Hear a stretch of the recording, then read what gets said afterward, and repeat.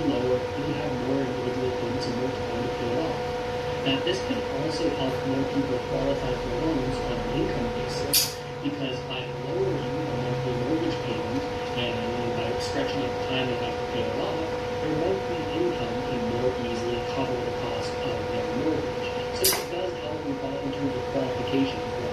But on the downside, a longer amortization also means that you end up paying a lot more in interest over the life of the loan. Most of that interest is paid in the first few years of the loan, meaning that you, when you're most vulnerable, build very little equity in your home. Now keep this in mind for it.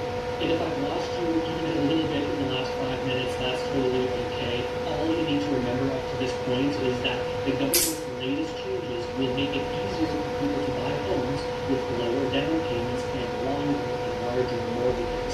Essentially, the government is saying, hey, house prices are super high, so let's make it easier for home buyers, especially first-time home buyers, to take out the massive loans that are required in order to buy such expensive real estate. But here's where the problems start coming in, because while these changes most immediately impact people who are looking to buy, it also impacts every single other person in the market. And it also impacts future generations heavily. Future generations who have possibly been further sold out here to gain political favor. And additionally, it opens us up and incentivizes all new levels of fraud within our real estate system.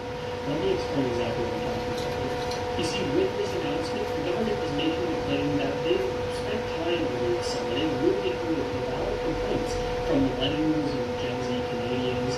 It's just not easy to afford to live in Canada. It seems like it's harder now to live in Canada than it was when their parents were the same age they are now. Things haven't gotten easier in a generation, they've gotten harder. The government has coined this as a problem that they're calling generational fairness. Here's specifically how Christian Freeland, our finance minister, describes this issue during the very press conference that announced all of these sweeping mortgage changes. I think it's, at this point, a truth universally acknowledged in Canada that we need generational fairness. We need to help millennials. We need to help Gen Z.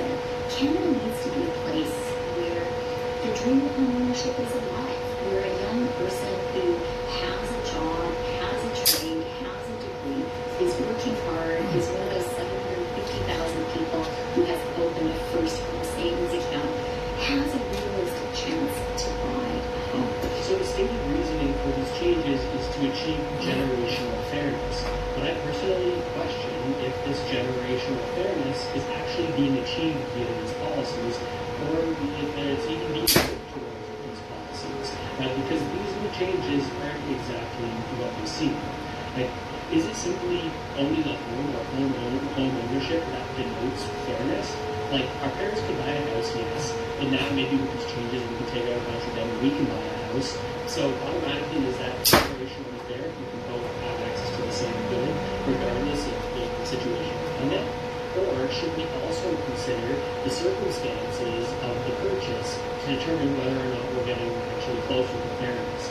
Like, I think we should be asking, what's the average income to average house price ratio? How has that changed since our parents' generation or the previous generation? How many years did boomers have to be in debt and pay off their home versus today's extended amortizations? What's the total interest that's paid over the lifetime of the loan relative to the value of the home? I think that these are metrics that will actually point to generational fairness, not just the binary yes or no, do you own a home or do you not. These questions are better to ask when it comes to generational fairness, and in most cases, I don't think they're making it easier for people to take on higher and higher levels of debt, and as a result, effectively